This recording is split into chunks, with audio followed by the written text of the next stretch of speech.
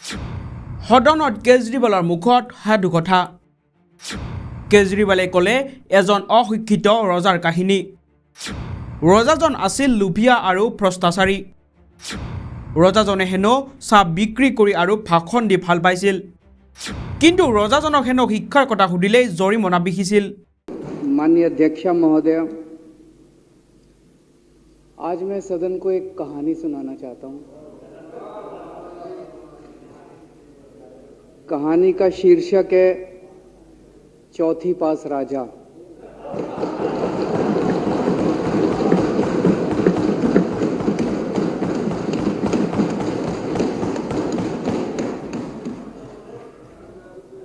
आपने बचपन में राजा रानी की बहुत कहानियां सुनी होंगी। मेरी कहानी में रानी नहीं है,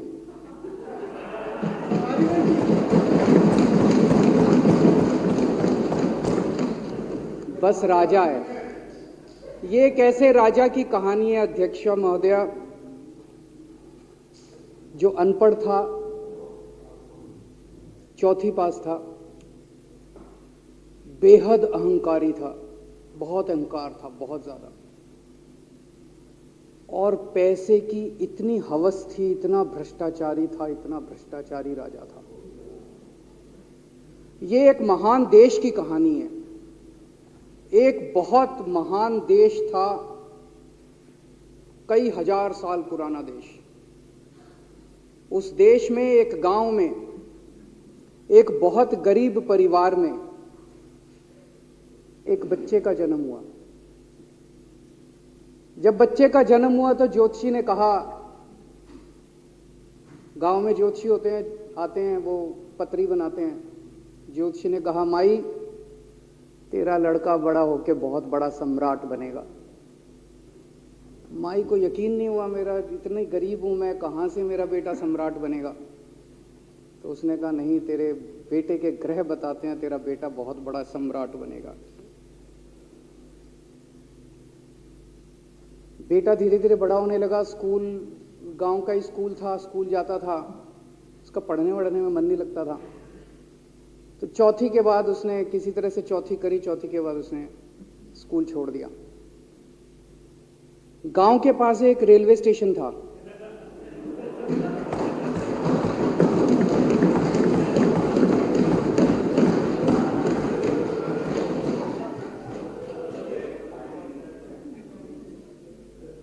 तो घर का खर्चा चलाने के लिए वो लड़का वहां स्टेशन पे चाय बेचता था। लड़के को भाषण देने का बड़ा शौक था। सारे गांव के लड़कों को इकट्ठा कर लेता, आसपास के गांव के भी इकट्ठा कर लेता, सामने वो खाट डाल लेता, उस पर चढ़ जाता और भाषण देता। धीरे धीरे आसपास के गांव के लड़के भी इकट्ठे हो गए। जिस भी चीज में भाषण देता, एक बार शुरू हो जाता तो बंद ही नहीं होता। अब ज्योतिषी ने कहा था, लड़का बड़ा हुआ, बड़ा होके एक दिन उस महान देश का वो राजा बन गया। पूरे देश में उसका नाम हो गया चौथी पास राजा। लोग उसको चौथी पास राजा कहते थे। अब उसे आता जाता कुछ था नहीं, पढ़ा लिखा था नहीं।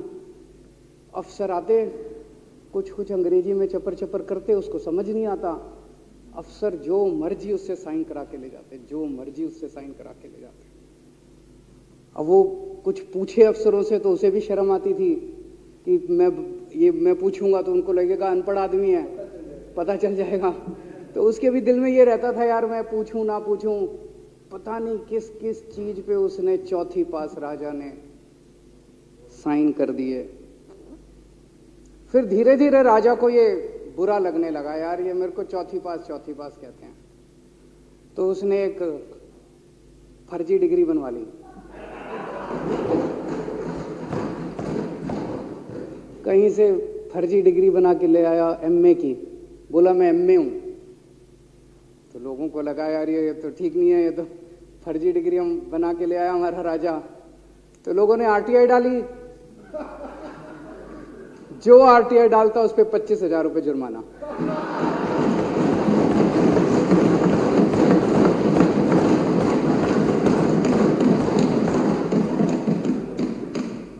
आपके नेता की बात नहीं कर रहा। आप लोग भी हंस सकते हो।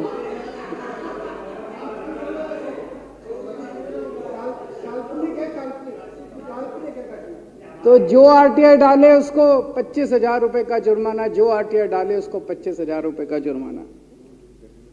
एक दिन कुछ लोग गए चौथी पास राजा के पास, बोले जी एक बड़ा धांसू आइडिया लेके आए हैं। बोले बताओ।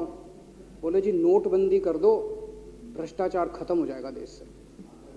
तो उसने कुछ पूछा, उसे कुछ समझ नहीं आया राजा को क्या कह रहे हैं क्या नहीं, पर उसे लगा यार कुछ धांसू आइडिया होगा।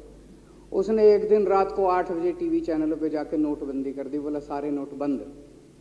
पूरे देश में हाहाकार मच गया, तड़प गए लोग, धंधे बंद हो गए, दुकानें बंद हो गई, लोग बेरोजगार हो गए, बुरा हाल हो गया पूरे देश। लंबी लंबी लाइनें लग गई पूरे देश के अंदर।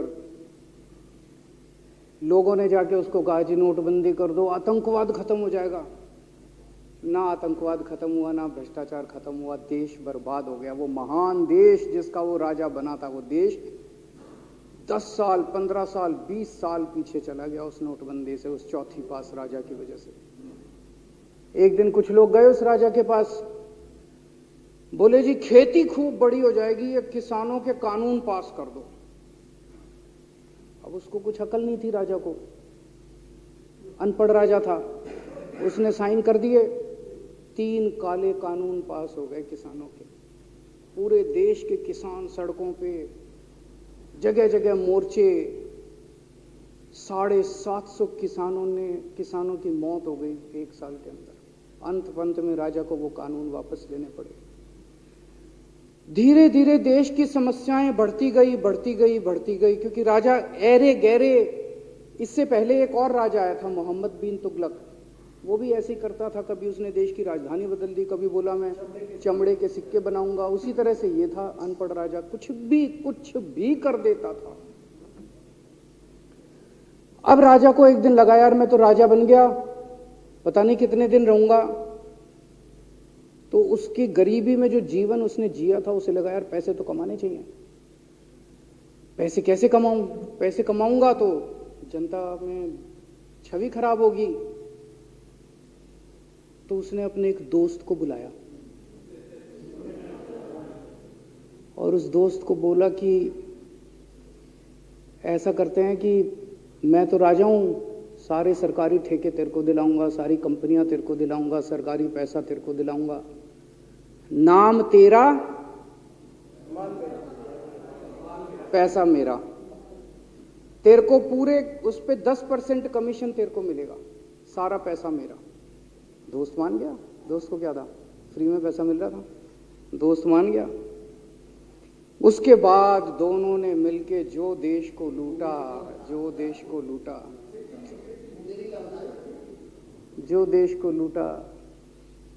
सबसे पहले वो दोस्त आया, बोला सर सबसे पहले बैंकों को लूटते हैं। तो वो बोला वो कैसे यार, बैंकों को लूटेंगे तो ये तो ठीक नहीं है। बोला नहीं ऐसे करते हैं, आप किसी बैंक के चेयरमैन को बुलाओ, उसको बोलो कि वो मेरे को लोन देगा। तो बोला लोन देगा तो वापस करना पड़ेगा। बोला वापस कौन करेगा, वापस थोड़ी करना है, आप राजा हो, वापस नहीं करना, लोन दिला दो बस। तो राजा ने एक बैंक के चेयरमैन को बुलाया, बोला इसको लोन दे। तो वो चेयरमैन की सिट्टी पिट्टी गुम हो गई, यार मैं तो मर जाऊंगा, फंस जाऊंगा, वो भाग गया। तो फिर उन्होंने ढूंढ के एक ऐसा चेयरमैन चुना जो कि सरासर भ्रष्टाचारी, जिसके ऊपर 10 फाइलें खुली हुई, जिसके ऊपर 10 केस चल रहे, उसको बुलाया। बोला देख तेरे को चेयरमैन बना रहे हैं, अब तू 10,000 करोड़ रुपए दे दे इसको, नहीं तो तेरे को जेल भेजेंगे। जेल जाना है कि पैसे दे रहा है? उसने कहा माई बाप मैं जो कहोगे जहां कहोगे साइन कर दूंगा। उसने 10,000 करोड़ रुपए का लोन उसके दोस्त को दे दिया।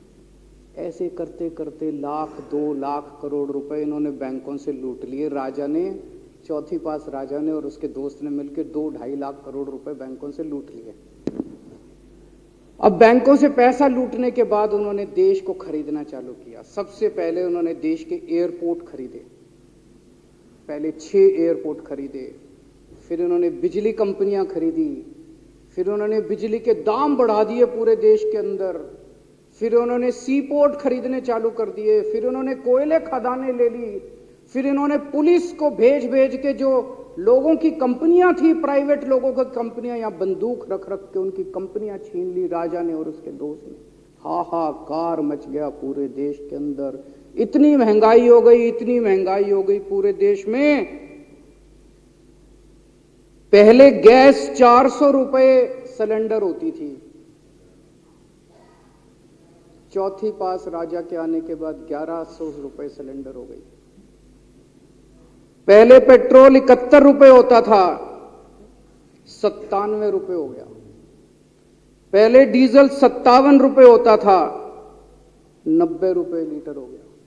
जब पेट्रोल के दाम बढ़ गए, डीजल के दाम बढ़ गए, तो सारी चीजों के दाम बढ़ गए देश के अंदर। हाहाकार मच गया। सब चीजों पे इसने और इसके दोस्त ने कब्जा। दूध पहले 46 रुपए होता था, 66 रुपए लीटर हो गया। बच्चों को माएँ दूध पिलाने लायक नहीं बची, घरों के अंदर छोटे छोटे बच्चों के दूध छीन लिए इसने राजा ने। सरसों का तेल 90 रुपए लीटर होता था, 214 रुपए हो गया। बताओ, धीरे धीरे पूरे देश में हाहाकार मच गया। लोग अब राजा के खिलाफ आवाज उठाने लगे, लोग उसके खिलाफ बोलने लगे। तो राजा ने कह दिया, जो मेरे खिलाफ बोलेगा पकड़ के जेल में डालो। एक के बाद एक राजा ने लोगों को पकड़ पकड़ के जेल में डालना शुरू कर दिया। किसी ने राजा का कार्टून बना लिया, उसको भी जेल में डाल दिया। किसी ने राजा का नाम गलत ले दिया, उसको भी जेल में डाल दिया। किसी टीवी चैनल वाले ने राजा के खिलाफ लिख दिया, उसको भी पकड़ के जेल में डाल दिया। किसी जज ने राजा के खिलाफ कोई ऑर्डर कर दिया, उसको भी पकड़ के जेल में डाल दिया। ना जजों को छोड़ा, ना पत्रकारों को छोड़ा, ना मीडिया को छोड़ा, ना व्यापारियों को छोड़ा, ना उद्योगपतियों को, किसी को नहीं छोड़ा। राजा ने पकड़ पकड़ के उसने चौथी पास राजा ने सबको जेल में डालना चालू कर दिया। एक महान देश कहां से कहां पहुंच गया। उसी देश के अंदर एक छोटा सा राज्य था, उस राज्य का एक मुख्यमंत्री था।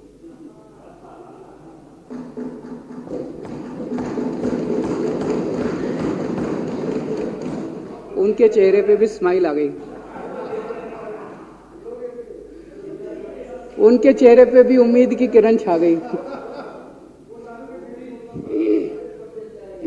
वो मुख्यमंत्री अपने लोगों का खूब ख्याल रखता था। वो मुख्यमंत्री कट्टर ईमानदार था। वो मुख्यमंत्री कट्टर देशभक्त था। वो मुख्यमंत्री पढ़ा लिखा था।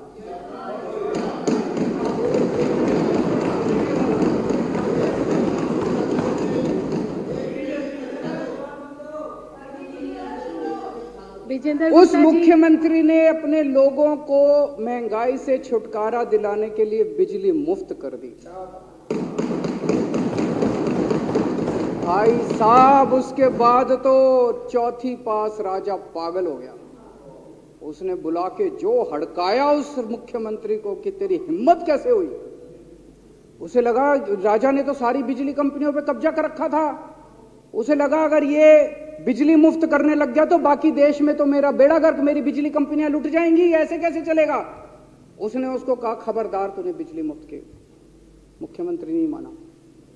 धीरे धीरे उस मुख्यमंत्री ने अपने गरीबों के स्कूल ठीक करने चालू कर दिए। तो राजा ने उसको बुला के और हड़काया। राजा बोला, ये क्या कर रहा है तू, स्कूलों के में बच्चों को पढ़ाता है, तू स्कूल खोल रहा है, ये बंद कर, ये सब, ये नहीं चलेगा इस देश का। वो नहीं माना मुख्यमंत्री। फिर उसने मुख्यमंत्री ने सबके इलाज मुफ्त कर दिया, सबके लिए शानदार मोहल्ला क्लिनिक खोल दिए, इलाज मुफ्त कर दिया। राजा तो बिल्कुल ही पागल हो गया। धीरे धीरे जनता को पता चला कि राजा कैसा है। एक दिन लोगों ने उस राजा को उखाड़ के फेंक दिया।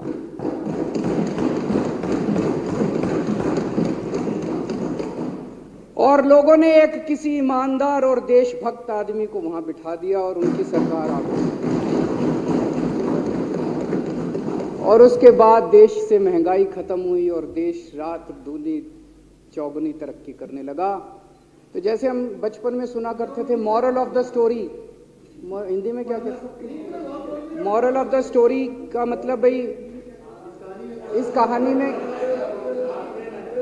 क्या प्रेरणा मिलती है? इस कहानी से, इस कहानी से ये प्रेरणा मिलती है कि अगर आपके देश में महंगाई है, आपके देश में समस्याएं हैं, आपके देश में सब कुछ गड़बड़ चल रहा है, तो सबसे पहले जांच परख के देखो आपका राजा अनपढ़ तो नहीं है।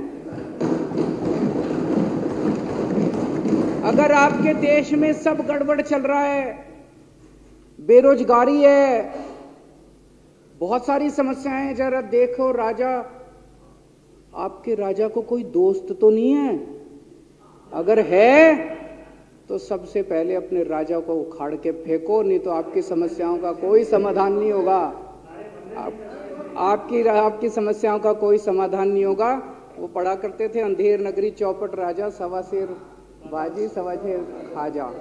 बहुत बहुत शुक्रिया।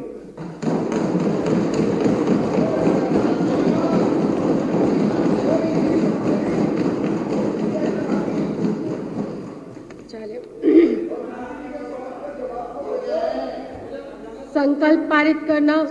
अब श्री दिलीप पांडे माननीय मुख्य सचेतक द्वारा आपका